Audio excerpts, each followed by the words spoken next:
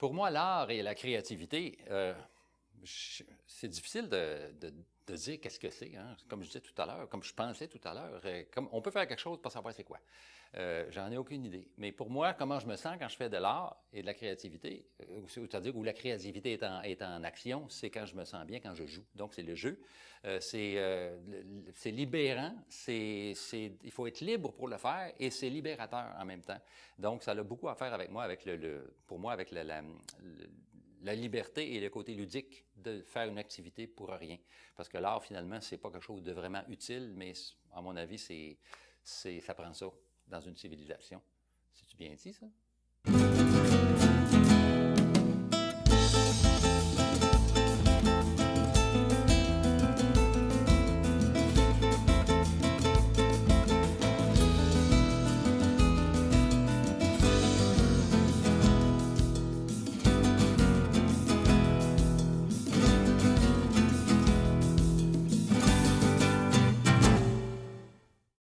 Bonjour, soyez les bienvenus à votre émission L'art et la créativité. J'ai le grand plaisir de recevoir aujourd'hui Michel Losière. Bienvenue Michel, ça va bien? Merci de l'invitation, ça va très bien. Oui, et on va aller droit à votre objet fétiche. Qu'est-ce que vous nous avez apporté comme objet et pourquoi? C'est un objet tout simple, donc une bouteille d'eau recyclable. Les gens me disent qu'elle est à l'envers. Moi, je la place toujours comme ça, mais je dis non, elle n'est pas à l'envers.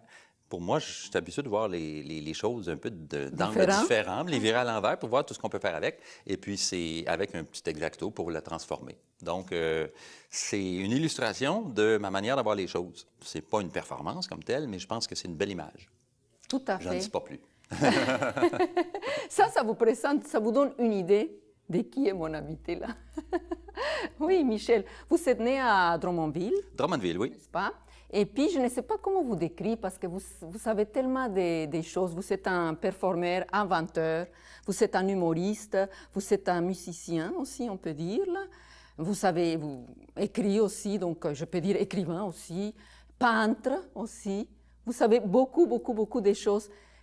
Comment vous pouvez vous définir vous-même? J'ai la même difficulté que vous à me définir parce que c'est vrai qu'il y a plusieurs côtés. Les plus connus et ceux avec lesquels je gagne ma vie, c'est plus du côté scène, du côté numéro, du côté transformation. Inventeur, peut-être un grand mot, mais côté inventif, oui, parce que je bricole des nouvelles choses. Alors, je prends un peu comme mon objet fétiche, la bouteille. Je prends des bouteilles, je prends des verres, je prends de la vaisselle, je prends des outils, et puis je les... Et le plus commun possible. Ça, c'est très important pour que la transformation soit plus spectaculaire. Plus l'objet est banal, plus... si je réussis à faire quelque chose qui est complètement hors du commun avec, et si je réussis surtout à faire une performance intéressante musicalement, visuellement avec, bien, le contraste va être plus grand. Et c'est ça un des effets que j'essaie d'utiliser, d'épater, de surprendre et aussi de faire rire, puisque je présente toujours mes choses avec humour. Il n'y a pas d'autre manière de présenter mes affaires, hein, parce que du côté sérieux, ça ne passe pas du tout. Non, l'humour est toujours là. C'est ça. Donc, mais il y a aussi un côté, comme il y a longtemps, je faisais du dessin. J'ai appris le dessin. Toujours des choses que j'ai apprises pour le plaisir. Aussi. Je suis passionné de plein de choses. Donc, j'ai appris à dessiner et je n'étais pas le meilleur. On était deux, trois jeunes, 13-14 ans, deux, trois jeunes, et on se montrait nos dessins, on se stimulait. C'était une émulation, comme on peut dire. Puis, c'était pas moi le meilleur, mais ça m'a peut-être... forcé à travailler plus. Oui. Et finalement, c'est moi qui suis devenu un caricaturiste éventuellement et peintre, puisque après le dessin, j'ai suivi un cours de peinture. Oui. Vous allez parler plus en détail tantôt. Un an après mon premier cours de peinture, j'étais le seul. J'avais 22, 23 ans, c'était toutes des madames de 50, 60 ans. Ah oui? Quel genre de peinture? Toutes des dames. Mais pardon? Quel genre de peinture? C'était la peinture générale, juste pour apprendre à maîtriser les couleurs. Donc, chacun avait son style différent. La plupart n'avaient jamais touché à ça. C'était vraiment une activité socioculturelle de la région de Drummondville, qui est très bien. Et puis, l'année d'après, ils ont eu besoin d'un professeur. Moi, entre-temps, j'ai vraiment décollé là-dedans. J'avais des années de dessin en arrière, puis j'avais jamais toucher les aplats de couleurs. Et quand j'ai J'ai vu touché que ça, c'était plus j'ai allumé. excusez-moi, un peu les styles surréalistes, c'est vrai? Avec Oui, les mais mon symboles? inspiration, c'est OK. clairement de ce côté-là. Et après, excusez-moi. Et puis, ben, c'est ça, c'est que l'anecdote est qu'après 1 an et demi à peu près, il y avait besoin d'un professeur pour suivre le cours que j'avais suivi, pour donner le cours que j'avais suivi, excusez. Et puis, on m'a demandé de donner le cours. Le cours? Ah, donc, j'ai donné le cours. Justement, on va embarquer dans votre trajet comme académique. Qu'est-ce que vous avez fait comme études? J'ai fait beaucoup de corridors. OK. Parce qu'on me mettait dehors de mes classes. Mais à part ça, non, j'étais relativement indiscipliné, mais en même temps relativement discipliné parce que j'essayais, moi, dans une classe, surtout au secondaire, j'essayais d'amener mon grain de sel, mais de la manière la moins dérangeante possible pour la classe. Parce que des fois, j'ai envoyé un petit gag, tu sais, on était dans le cours de chimie. J'imagine. On était dans le cours de chimie, puis on parlait d'un mélange aqueux, donc avec de l'eau. Puis moi je levais la main, puis je posais toujours des questions niaiseuses. C'est comme, est-ce que c'est comme un piano aqueux, c'est la même chose? C'était des niaiseries. C'est sûr que c'est pas génial, mais dans le contexte d'un cours très sérieux, les autres appréciaient ça beaucoup. Puis la plupart du temps, le professeur aussi, parce que ça allégeait, puis après ça, je me la fermais. Des fois, j'ai appris à mes dépens qu'il fallait que je dose mieux mes affaires. Et c'est pour ça que je comprends très bien aujourd'hui les professeurs qui m'ont sacré dehors de la classe. Quand je dis, j'ai pas fait tant que ça de corridor, mais j'en ai fait un peu. Je connaissais bien les directeurs. OK. Alors, OK. mais Vous j'étudiais. étiez puni souvent, J'étudiais. J'avais des bonnes notes à l'école. Je me dirigeais en psychologie au cégep. Donc, j'ai commencé mon cégep général pour faire 2 ans en psychologie. J'étais très intéressé à ce domaine-là. Puis, mais à un moment donné, à force, j'avais tellement d'activités à gauche et à droite. C'était très créatif Je ne l'ai pas aussi. terminé. Donc, pendant que j'allais à l'école au cégep, j'étais caricaturiste à l'hebdomadaire local à Drummondville. C'est quand même 1 ou 2 caricatures par semaine, c'était pas si mal. Et bon, j'allais à l'école. J'étais dans une équipe de jogging, de course à pied. Okay. J'étais dans l'équipe de handball à l'école, intercité. Il y en avait trop d'activités. Puis je commençais la peinture aussi. Fait qu'à un moment donné, j'ai laissé l'école. Mais c'est pas ce que je conseille à personne, mais j'ai laissé l'école pour pouvoir continuer. Okay. Et là, vous savez... dans un domaine plus artistique. Et c'est ça, on va rentrer justement dans l'artistique. Ça fait 40 ans de carrière artistique, n'est-ce pas? Plus ou moins, ou plus? 40 ans? Peut-être plus, mais moi, j'aime mieux dire 40 parce que mes premiers spectacles, il y a 45 ans. Donc, mes premiers spectacles étant tellement amateurs et tellement, ils étaient tellement, disons, dispersés. C'était pas... donc, quand on va à l'école, c'est ça aussi que je faisais l'autre affaire. Je faisais des spectacles en plus des autres affaires pendant que j'allais à l'école. Et donc, mais j'en faisais pas assez pour dire que c'est une carrière. Tu sais, donc, j'en faisais 4, 5, 6 ou 7 fois par année, lorsqu'il y avait un party de fin d'école, comme on disait, à la fin de l'année, ou bien mettre des concours d'amateurs. Bon, je pense qu'un de mes premiers, c'était dans un hôtel, dans un bar, le Ritz à Drummondville, qui n'existe plus. Puis je me demande même pourquoi ils me laissaient entrer là. Tu sais, c'était quand même un club de nuit, comme on peut dire. Oui, c'est ça. Puis j'avais à peu près 15 ans. Okay. Et puis j'ai des photos de ça, là, où je suis en train de faire un petit truc de magie. Puis je me souviens d'avoir gagné quelque chose. J'avais gagné un repas dans un restaurant à Drummondville qui n'existe plus. Le restaurant à Drummondville qui n'existe plus non plus. Et de tout ce que vous avez fait, parce que vous avez fait, comme vous avez participé au festival, vous avez fait de la télévision, des télétons, dans toutes ces choses que vous avez collaboré, faites, qu'est-ce que vous préférez, pourquoi? Des cabarets aussi? Probablement les spectacles en salle où un public qui te connaît un peu est venu voir ta performance parce que là, c'est comme le moment où tu reçois les gens dans ton salon. Et justement, en contraste avec la télévision, où il y a parfois un public, souvent, c'est toujours mieux, mais c'est pas la même chose. On s'adresse, en salle, on s'adresse vraiment aux gens qui sont là et on les prend...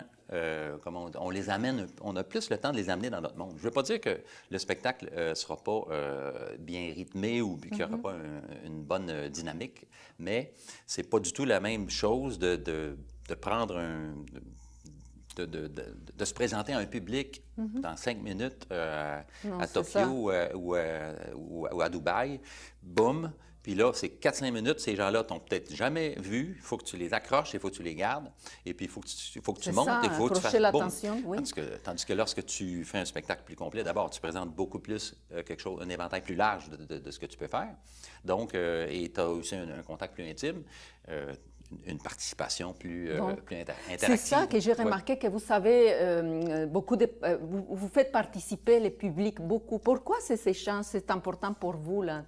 Ben, Je pense que c'est un défi, un vrai défi. C'est parce que c'est ce qui marche. C'est aussi, d'abord, c'est ce qui embarque les gens avec soi, parce que c'est souvent les parties d'une performance où il y a le plus d'imprévus. C'est ça, mais c'est le plus compliqué aussi à cause de ça. Je vous lève mon chapeau pour ça. C'est pour ça que les gens, lorsqu'on fait quelque chose qui n'est pas prévu ou qu'on sent, c'est clair et net lorsqu'on fait une interaction avec le public, que tout ne peut pas être prévu.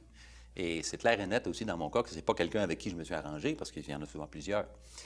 Mais c'est ça qui fait que ça fonctionne. Et on le sent d'ailleurs, lorsqu'on arrive et si on donne l'impression, même si le spectacle est très bien rodé, si on donne l'impression qu'on est mécanique ou qu'on lit, qu'on n'est pas vraiment là, puis qu'on le fait, puis qu'on répète un texte, c'est mortel. Tu ne survis pas longtemps, là.